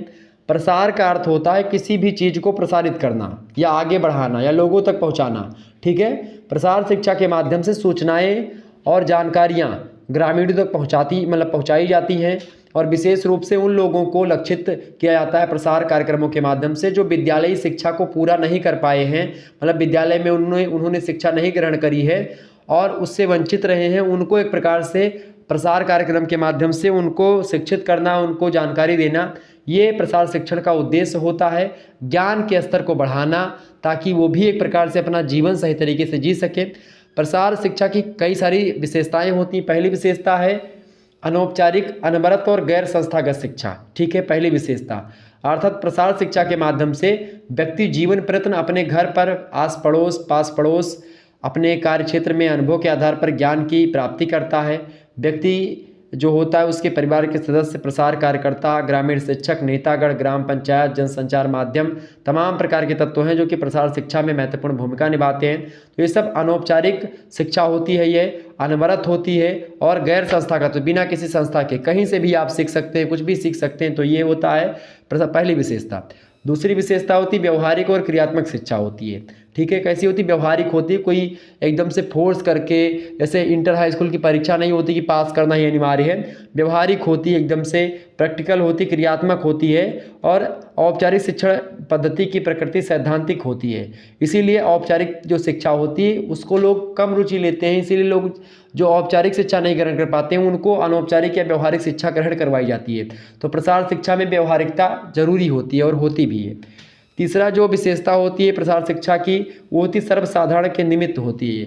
सभी के लिए शिक्षा होती है और साधारण शिक्षा होती है, सभी इसको पढ़ सकते हैं, सभी वर्ग के लोग इसको पढ़ते हैं, सभी वर्ग के लोग सीखते हैं, सभी आयु के लोग, सभी धर्म के लोग, सभी जाति के लोग, सभी समुदाय के लोग और सभी लोग एक प्रकार से, और इसके दैनिक जीवन, क्रियाकलाप, घरेलू जीवन, पारस्परिक व्यवहार, आर्थिक कठिनाइयों, इन सभी से संबंधित कोई न कोई समस्या अवश्य रहती है और इन्हीं समस्याओं के निदान में महत्वपूर्ण भूमिका निभाता है प्रसार शिक्षा के जो जानकारी होती है। तो इसीलिए सर्वसाधारण के निमित्त ये शिक्षा होती है। तीसरा इसकी विशेषता। चौथी विशेषता होती है सहज भावना पर आधारित है। ये सहभावना मतलब होता है कि स्वस्थ जो है सहयोगात्मक सामाजिक वातावरण का निर्माण करती है प्रसार शिक्षा, जिससे क्या होता है सहभावना को प्रधानता मिलती है। और आप देखिए सह अस्तित्व हो गया, समायोजन, सहिष्णुता, सात्मीकरण, ये जैसी सामाजिक प्रक्रियाओं को बढ़ावा मिलता है प्रसार शिक्षा के माध्यम से। एक दूसरे को लोग पहचानते हैं, एक दूसरे की कदर करते हैं, इज्जत करते हैं। तो ये होता है एक प्रकार सहकारी खेती के द्वारा छोटी भूमिपतियों को लाभ भी मिलता है। ठीक है, तो इससे कई लाभ होते हैं कि हमने आपका काम करवा लिया, आपने हमारा काम करवा लिया, हम आपके यहाँ पर आते हैं, आप हमारे यहाँ पर आते हैं। तो प्रसार कार्यक्रम के माध्यम से सारी चीज़ें बताई भी जाती हैं। प्रसार शिक्षा की पांचवी विशेषता होती है लचीलापन। क्योंकि प्रसार शिक्षा में कोई कठिन नियम नहीं होता, कोई जटिल नियम कि नहीं इसको करना ही एकदम से है, अगर नहीं कर पाते तो उसके लिए कोई दूसरा विकल्प भी होता है। यानी प्रसार शिक्षा संबंधी कार्यक्रम की प्रकृति में लचीलापन होता है। ये इसकी एक प्रकार से मतलब वो परिवर्तित भी हो सकता है, कोई समय, कार्य, व्यक्ति, परिवेश परिवर्तित होता है, कोई जरूरी नहीं कि वही हो या ये करना ही करना है एकदम से, ऐसा कोई बाध्यता नहीं होती। तो ये लचीलापन इसमें है। और छठी विशेषता है कि विस्तृत कार्य क्षेत्र होता है इसका। ठीक है, मनुष्य के निजी विकास का क्षेत्र भी है। मनुष्य जिस वातावरण या परिवेश में रहता है उसका भी विकास करता है प्रसार कार्यक्रम के द्वारा। और मानव निर्मित संस्थाओं और संसाधनों का विकास और उन्नति भी होती है खास करके प्रसार शिक्षा के द्वारा। ये सारी की सारी विशेषताएं प्रसार शिक्षा की ही हैं। इसके अलावा स्वैच्छिक, अभिप्रेरित और स्वयंसेवी शिक्षा होती है, ये परिवार केंद्रित शिक्षा होती है। तो ये है मतलब प्रसार शिक्षा की विशेषताएं। अगला क्वेश्चन आप देखिएगा, अगला प्रश्न आपकी स्क्रीन पर आ चुका है, फटाफट से देखने का प्रयास करेंगे। प्रश्न है आर करके अथवा करके दिया है, ग्रामीण महिला विकास हेतु प्रसार शिक्षा की क्या भूमिका होती बताएं। तो ग्रामीण महिला विकास के लिए प्रसार शिक्षा की बात की जाए तो इसकी आवश्यकता को अनुभव करते हुए प्रसार शिक्षा कमिश्नर उस समय थी श्री वर्मा, वो कहते हैं कि उन्होंने कहा कि समय की आवश्यकता है कि गृह विज्ञान ग्रामीण मिट्टी से गहराई तक जुड़े तथा ग्रामीण जीवन के अंतर मन तक पहुँचे। और उन्होंने कहा कि गृह विज्ञान की छात्राएं ग्रामीण महिलाओं की आवश्यकताओं को भली भांति समझ सकती हैं और उनकी समस्याओं को सुलझाने में उनकी सहायता भी कर सकती हैं। छात्राएं ग्रामीण महिलाओं को श्रम बचत के नए नए साधन बता सकती हैं और ऊर्जा प्राप्ति के नए नए स्रोतों से अवगत करवा सकती हैं, जैसे कि वे गोबर से उपले यानी कि जो गोईठा बोलते हैं, जिसको कंडा बोलते हैं अलग अलग भाषा में, उसको बना करके चूल्हे में ना जलाएं बल्कि गोबर का उपयोग फसल में खाद के रूप में करें, ऐसा जानकारी दे सकते हैं। गैस का उपयोग करें, ठीक है, लेकिन कंडे की जो आग होती है उससे बड़ा बढ़िया भौरी वगैरह बनती है। आपने कभी खाया हो कंडे की आग होती थी जो गोबर वाले बना करके जो उपले होते हैं, उससे उसकी आग से हमारी माताजी जब रोटी बनाती थी पहले, अब तो गैस हो गया है। नहीं, पहले लगभग आप देखते, मैं इंटर तक जब था, इंटर में पढ़ रहा था, बीए कर रहा था जब मैं, तब तक जो है हमारे घर में एक प्रकार से चूल्हे पर ही खाना बनता था। जब तक हमारी माताजी थी तब तक चूल्हे पर ही खाना बनाती थी, उनको पसंद था चूल्हे पर खाना बनाना और बड़े रुचि की तरीके से बनाती, मतलब इंटरेस्ट था उनका बनाने में और बड़ा अच्छा खाना बनाते थे। आपको बता दूं कि रोटी जब उसमें चूल्हे में एकदम से डाल देती थी अंदर जो है उसमें चिमटे से पकड़ करके, और बड़ा अच्छा जब रोटी फूलती थी बड़ा अच्छा लगता था। वो 5-5, 10-10 रोटी तक मैं खा लेता था। और आजकल क्या है कि भाई गैस से रोटी बनती है तो वो एकदम से बेकार, उसमें कोई स्वाद ही नहीं रहता, बस पेट भरने के लिए लोग खाते हैं। और वही स्थिति होती है आजकल सभी लोगों को ऐसी। इस समय तो खाना भी तुरंत बेकार लगता है इस समय का, क्योंकि गर्मी है बहुत ज़्यादा। तो ये सब एक प्रकार से ग्रामीण शिक्षा में क्या मतलब कि ये बढ़िया लगता है, लेकिन क्या होता है इससे उपलों के माध्यम से लोग बताते हैं कि भाई इसका प्रयोग ना करें ग्रामीण शिक्षा के द्वारा, लेकिन मुझे नहीं लगता कि इसका कोई नुकसान होता है। कंडे को बनाने से या कंडे से खाना बनाने से बड़ा अच्छा लगता है भोजन मेरे हिसाब से तो। अब बाकी इसका क्या इफ़ेक्ट है वो मैं नहीं जानता, लेकिन फिर भी लोग जो प्रसार कार्यकर्ता होते हैं वो मना करते हैं। इसमें बताया जाता है कि भाई गोबर का जो कंडा पातना या गोईठा बनाना या उपले बनाना ये सब एक प्रकार से नहीं किया जाए, जिससे क्या होता है प्रदूषण फैलता है, दुनिया भर की चीज़ें बताते हैं लोग। तो यही सब चीज़ें, बाकी खाना उससे अच्छा बनता है। तो ये सब प्रसार शिक्षा की भूमिका क्या होती है ग्रामीण महिला की, इसमें एक प्रकार से क्या होता है गृह विज्ञान प्रसार शिक्षा आरंभ करने की परिकल्पना प्रायः तभी लक्षित हो गई थी जब हर ओर से ग्रामीण जीवन में के उत्थान के विषय में सोचा जाने लगा था।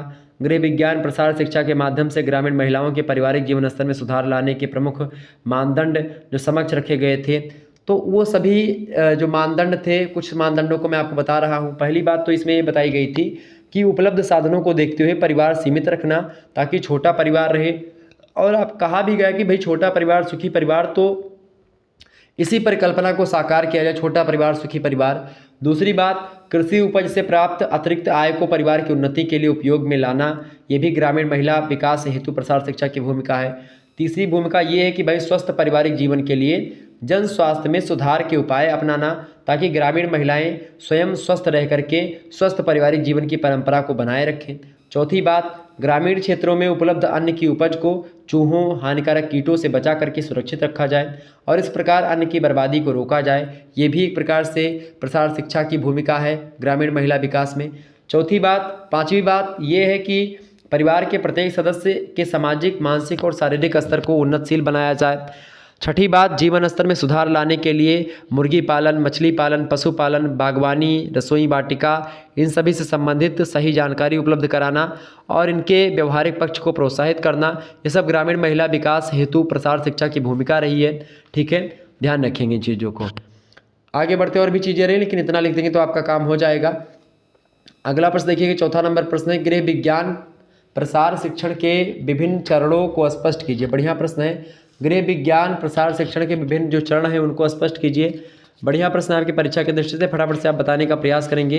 प्रश्न क्या है भाई, तो गृह विज्ञान प्रसार शिक्षण के विभिन्न चरणों को स्पष्ट कीजिए। तो गृह विज्ञान प्रसार शिक्षण प्रक्रिया भी अन्य शैक्षणिक कार्यक्रमों की तरह इसके कई सारे चरण हैं।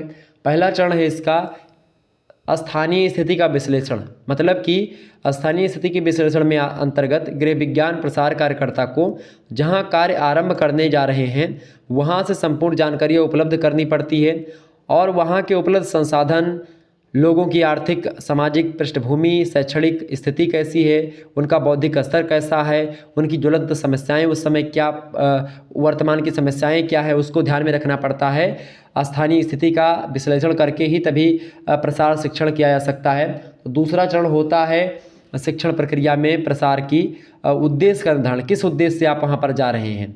तो स्थानीय स्थिति का अध्ययन करने के पश्चात गृह विज्ञान प्रसार कार्यक्रम का उद्देश्य क्या होता है, मतलब ये उद्देश्य निर्धारित कर लेना कि हमको क्या करना है। यहाँ पर जनता द्वारा रोग की गंभीरता को समझना, रोगी की देखभाल करना, रोग का आहार, पानी की स्वच्छता, जन समुदाय को रोग से बचाव से मतलब संबंध में शिक्षित करना। ठीक है, यही उद्देश्य निर्धारण होगा। ठीक है, तो ये होता है दूसरा उद्देश्य निर्धारण। तीसरा जो चरण होता है गृह विज्ञान प्रसार शिक्षण के विभिन्न चरणों में, तीसरा चरण है शिक्षण नियोजन, मतलब जनता को शिक्षित करने के लिए गृह विज्ञान प्रसार कार्यकर्त्री को या कार्यकर्ता को शिक्षण विधियों का चुनाव करना होगा, जैसे कि दस्त रोग दूषित जल एवं खान पान की गंदी आदतों के कारण फैलता है। ये चीज़ें आप जानते रहें तभी वहाँ पर जाएं। जो छोटे बच्चे हैं, छोटे छोटे जो बच्चे हैं माँ का दूध छोड़ करके अपनी ऊपरी दूध पीते हैं, अथवा जो भोजन खाते हैं वो उसके जो एक प्रकार से जो दूषित जो भोजन है उससे दस्त रोग हो सकता है। तो इन सभी को एक प्रकार से ख़त्म करना, साफ सफाई रखना, ये चीज़ें ध्यान रखनी होती है। चौथा जो चरण होता है वो होता है मूल्यांकन करना। गृह विज्ञान प्रसार कार्यकर्त्री को क्या करना चाहिए, लोगों के शिक्षण के विभिन्न माध्यमों के द्वारा अपना संदेश पहुंचाने के पश्चात यह देखना चाहिए कि हमारा संदेश जो हमने पहुंचाया उस पर लोग काम कर रहे हैं या नहीं कर रहे हैं, मुझे सफलता मिली अपने काम में या नहीं मिली। ये प्रसार कार्यकर्त्री को या प्रसार कार्यकर्ता को चेक करना चाहिए, ताकि जो है यह कार्य मूल्यांकन के द्वारा ही होता है और अत्यंत सरल प्रक्रिया होती है। मूल्यांकन के द्वारा आप ये जान पाते हैं कि भाई जो हमने बताया वो उन लोगों तक पहुंचा कि नहीं पहुंचा। जो पांचवा चरण होता है पुनर्विचार।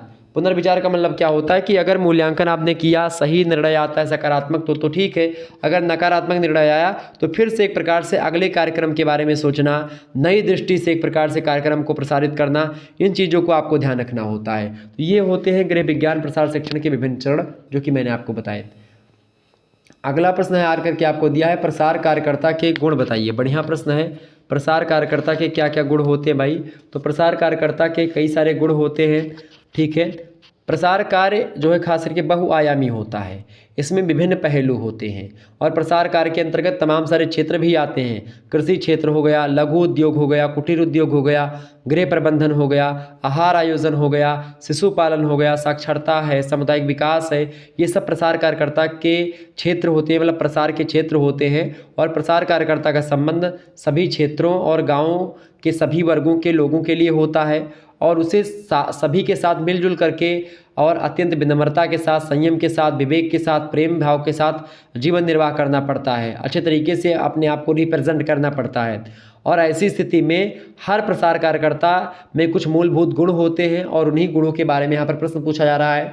तो पहला गुण ये होना चाहिए प्रसार कार्यकर्ता का कि प्रसार कार्यकर्ता में मूल्यांकन क्षमता होनी चाहिए, ठीक है। दूसरी बात, उसे कार्यालय संबंधी कार्यों में दक्षता प्राप्त होनी चाहिए। तीसरी बात, लिखने का गुण सफल प्रसार कार्यकर्ता एक महत्वपूर्ण पक्ष होता है, लिखने का गुण उसके अंदर होना चाहिए। चौथी बात, उसे दृश्य श्रव्य माध्यमों की जानकारी होनी चाहिए। पांचवी बात, दृश्य श्रव्य सामग्री का मतलब होता है, जैसे दृश्य माने होता है देख करके इस चीज़ों को समझना और श्रव्य माने तो सुन करके। इसके माध्यम से प्रसार कार्यकर्ता जो होते हैं अपने विचारों को लोगों तक पहुंचाते हैं। जैसे टेलीविज़न के माध्यम से श्रव्य दृश्य माध्यम है वो, रेडियो केवल श्रव्य माध्यम है, ठीक है, सुन करके लोग उससे जानकारी ग्रहण करते हैं। तो ये चीज़ें, तो दोनों माध्यमों के बारे में उसको जानकारी होनी चाहिए जो प्रसार कर रहा है, प्रसार कार्यकर्ता है। पांचवी बात, उसे कृषि और लघु उद्योगों के क्षेत्रों में विशेषज्ञों की सेवाएं उपलब्ध करवाना चाहिए। छठी बात, प्रसार कार्यकर्ता का ग्रामीण परिवेश से जुड़ा होना एक महत्वपूर्ण गुण माना जाता है उसका। सातवीं बात, प्रसार मतलब ग्रामीणों के समक्ष प्रसार कार्यकर्ता को एक आदर्श प्रस्तुत करना होता है और जिसके लिए चरित्रवान होना परम आवश्यक होता है। अगर कैरेक्टर आपका सही नहीं है तो फिर आप गाँव में टिक नहीं पाएंगे। आठवीं बात, प्रसार कार्यकर्ता में ईमानदारी, सत्यनिष्ठा जैसे गुणों का होना परमावश्यक होना चाहिए। नौवीं बात, प्रसार कार्यकर्ता से अपेक्षा की जाती है कि वह प्रसार के सभी क्षेत्रों के विषय में कुछ मूलभूत जानकारियां रखता हो और संबंधित विषयों से अनभिज्ञ ना हो, मतलब जो विषय है उसके बारे में जानता हो और वो एक प्रकार से सभी क्षेत्रों के जो विषय हैं उसके बारे में कुछ ना कुछ जानकारी उसके पास होनी चाहिए, तभी वो सक्सेस हो पाएगा, अन्यथा नहीं हो पाएगा। 10वीं बात, एक आदर्श व्यक्तित्व संपन्न प्रसार कार्यकर्ता जो होता है वो सबका मित्र बन जाता है, सबका मार्गदर्शक बन जाता है, लोग उसके विचारों को अपनाते भी हैं। इसीलिए एक अच्छा मित्र बनने का प्रयास करना चाहिए, एक अच्छा व्यक्तित्व अपना निखारना चाहिए, ठीक है। और 11वीं बात यह है कि प्रसार कार्यकर्ता जड़त्व और रूढ़िवादी विचारों को छोड़ करके प्रगतिशील विचार लेकर के ही अपने क्षेत्र में व्यापक परिवर्तन लाने में सफल हो सकता है। अगर वो किसी एक विचारधारा से प्रेरित होगा तो फिर दिक्कत होती है, यानी वो एक प्रकार से स्वतंत्र विचारधारा होनी चाहिए, यानी प्रगतिशील विचारधारा होनी चाहिए उसकी। इसके अलावा ग्राम विकास के प्रति आस्थावान होना चाहिए और इसके अलावा प्रसार कार्यक्रमों के क्रियान्वयन के प्रसार कार्यकर्ता को अनेक बाधाओं और कठिनाइयों का सामना करना पड़ सकता है और उसे संयमी, साहसी और परिश्रमी भी होना चाहिए, ठीक है। ये सब चीज़ें होनी चाहिए। बेहतर जीवन के लिए लोगों का मार्गदर्शन करके सफल नेतृत्व का परिचय देना चाहिए। लोगों को संगठित करने में प्रसार कार्यकर्ता की मुख्य भूमिका होती है। तो ये सब गुण उसके अंदर अगर होंगे तो अच्छा माना जाता है, ठीक है। अगला प्रश्न आप देखिएगा, 5वां प्रश्न है विश्व स्वास्थ्य संगठन के बारे में बताइए। WHO, world health organisation. तो इसका पूरा नाम क्या है? World health organisation. अंग्रेजी में शॉर्ट फॉर्म में इसको WHO कहा जाता है। हिंदी में संयुक्त राष्ट्र संघ के नाम से, विश्व स्वास्थ्य संगठन के नाम से जानते हैं। संयुक्त राष्ट्र संघ का एक विशेष संगठन है ये। इसकी स्थापना जो हुई थी इसका खास करके वो आप देखिए 7 अप्रैल को 1948 में न्यूयॉर्क में हुए अंतर्राष्ट्रीय स्वास्थ्य सम्मेलन में इसका गठन को स्वीकृति प्रदान करी गई थी और वहीं इसकी स्थापना दिवस भी था उसी दिन। और इसीलिए अब भी हर साल 7 अप्रैल को विश्व स्वास्थ्य दिवस के रूप में मनाया जाता है। और प्रतिवर्ष इस संगठन का नया नारा होता है जो जन स्वास्थ्य की किसी चयनित समस्या के लक्ष्य को लेकर के बनाया जाता है। स्विट्जरलैंड में इसका मुख्यालय स्थित, स्विट्जरलैंड में जिनेवा स्थान है, वहीं पर इसका मुख्यालय स्थित है WHO का, ठीक है। और संविधान खास करके इस संगठन का नया मतलब संविधान जो है 1946 में टेक्निकल प्रिपरेटरी कमेटी ने जो है रेनसेंड की अध्यक्षता में बनाई थी, ठीक है। और बाद में 7 अप्रैल 1946 ईस्वी में मतलब 48 ईस्वी में न्यूयॉर्क में अंतर्राष्ट्रीय स्वास्थ्य सम्मेलन हुआ था और उसी में इसको स्वीकृति मिली थी, ठीक है। इसका उद्देश्य ये था WHO का कि विश्व के स्वास्थ्य के स्तर में सुधार लाया जाए। विश्व स्वास्थ्य संगठन इसीलिए बनाया गया और इस संगठन का लक्ष्य था समस्त व्यक्तियों द्वारा सर्वोच्च स्तर का स्वास्थ्य प्राप्त करना, ठीक है। और इसका प्रमुख उद्देश्य मतलब ये था कि 2000 ईस्वी तक विश्व के समस्त व्यक्ति तक इस स्तर का स्वास्थ्य प्राप्त करवा दिया जाए कि वे सामाजिक और आर्थिक रूप से उपयोगी और उत्पादक जीवन जी सकें। और अपने उद्देश्य की प्राप्ति के लिए विश्व स्वास्थ्य संगठन विशेष रूप से मलेरिया, हैजा, चेचक और पीत ज्वर, ये तमाम प्रकार के और अन्य संक्रामक रोग हैं, उनके विरुद्ध कार्य कर रहा है, जिसका प्रभाव राष्ट्रीय और अंतर्राष्ट्रीय स्तर पर पड़ता है। स्वास्थ्य के क्षेत्र में सहायता का आग्रह करने वाले विभिन्न देशों का सुझाव और सहायता प्रदान करना भी विश्व स्वास्थ्य संगठन का उद्देश्य है। अभी आपने कोरोना में ही देखा होगा हाल ही में कि विश्व संगठन की बड़ी अच्छी भूमिका रही, वर्ल्ड हेल्थ ऑर्गेनाइजेशन की। तो ये सब इसका क्षेत्र क्या है भाई, ये देखेंगे तो विश्व संगठन ने सहायता की आशा रखने वाले देशों की सुविधा के लिए 6 क्षेत्रीय संगठन स्थापित किए गए हैं, जैसे दक्षिणी पूर्वी एशिया एक पहला, दूसरा अफ्रीका, तीसरा अमेरिका, चौथा यूरोप, पांचवा पूर्वी मेडिटेरियन और छठा है पश्चिमी पैसिफिक। तो ये 6 क्षेत्र हैं विश्व स्वास्थ्य संगठन के।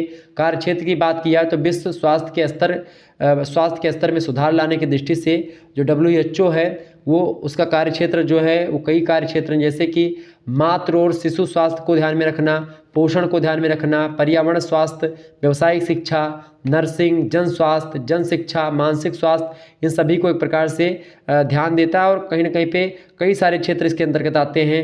विशिष्ट रोगों से बचाव और नियंत्रण करना, विशिष्ट स्वास्थ्य सेवाओं का विकास करना, पारिवारिक स्वास्थ्य पर ध्यान देना, वातावरणीय स्वास्थ्य पर ध्यान देना, स्वास्थ्य सांख्यिकी, स्वास्थ्य संबंधी जो साहित्य और सूचनाएं उसको देना, ठीक है।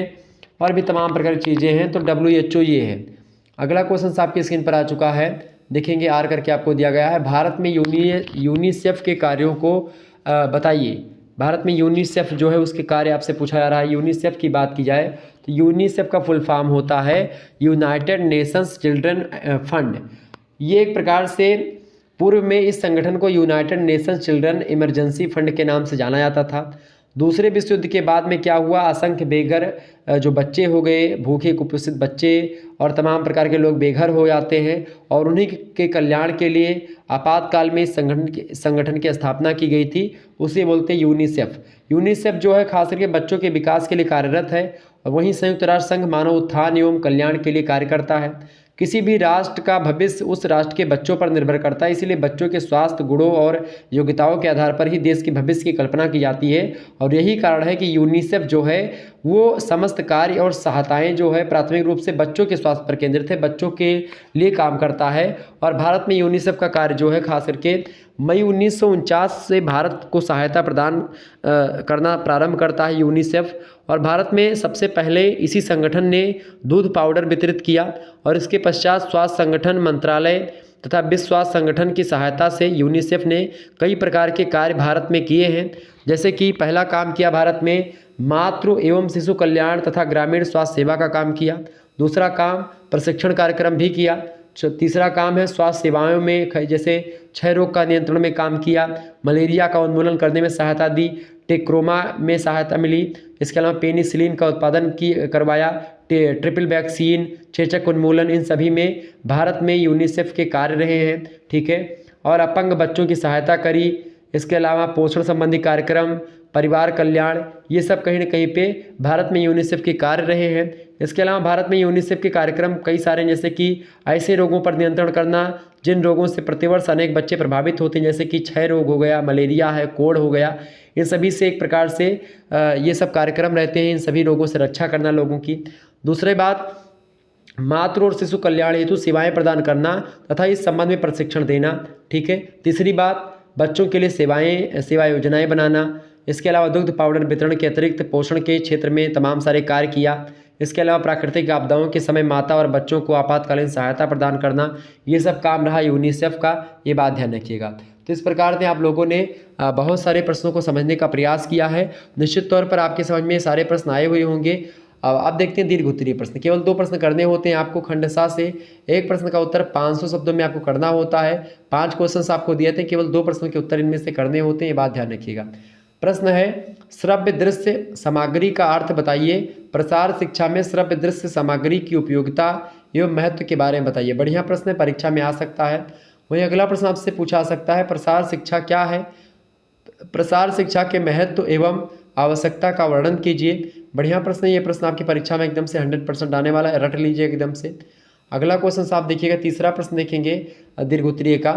प्रश्न है, ग्रामीण महिलाओं एवं बच्चों के लिए कुछ कल्याणकारी कार्यक्रमों के बारे में लिखिए। बढ़िया प्रश्न है। तो यही सब होगा कार्यक्रम, जैसे केयर हो गया, यूनिसेफ हो गया, ठीक है, WHO हो गया, FAO हो गया यानी खाद्य एवं कृषि संगठन जिसको बोलते हैं फूड एंड एग्रीकल्चरल ऑर्गेनाइजेशन, ठीक है। तो FAO ये सब एक प्रकार से इम्पोर्टेंट भूमिका निभाते हैं, ठीक है। इसके अलावा कपाट, आंगनबाड़ी, ये सब जो है क्या है, ये सब एक प्रकार से ग्रामीण महिलाओं और बच्चों के लिए कुछ कल्याणकारी कार्यक्रम है, तो ये भी पढ़ लीजिएगा, इम्पोर्टेंट है। इसके अलावा चौथा क्वेश्चन आप देखिए, कार्यक्रम नियोजन प्रक्रिया के विभिन्न चरणों का वर्णन कीजिए। बहुत ज़बरदस्त प्रश्न है, आपकी परीक्षा में आ सकता है। वहीं पांचवा क्वेश्चन आप देखिएगा, प्रयोग के आधार पर प्रसार शिक्षण विधियों का वर्गीकरण कीजिए। बहुत ही ज़बरदस्त प्रश्न है, तो ये भी प्रश्न आपसे पूछा सकता है। तो प्रसार शिक्षण विधियों के बारे में मैंने ऑलरेडी आपको बताया भी है अभी। तो इस प्रकार से आप लोगों ने तमाम प्रकार के प्रश्नों को समझा और जाना। इन प्रश्नों को आप पढ़ लीजिएगा, अगर आपके सीरीज वगैरह में मिलते हैं तो आप इसको पढ़ लीजिएगा, बहुत ही हेल्पफुल होंगे आपकी परीक्षा के लिए, ठीक है। तो चलिए फिर मिलते हैं हम नेक्स्ट वीडियो में, तब तक के लिए जय हिंद जय भारत। आप सभी का बहुत बहुत धन्यवाद हमारे से जुड़ने के लिए। इसी प्रकार से अपना प्यार बने रखें। गुड नाइट, धन्यवाद।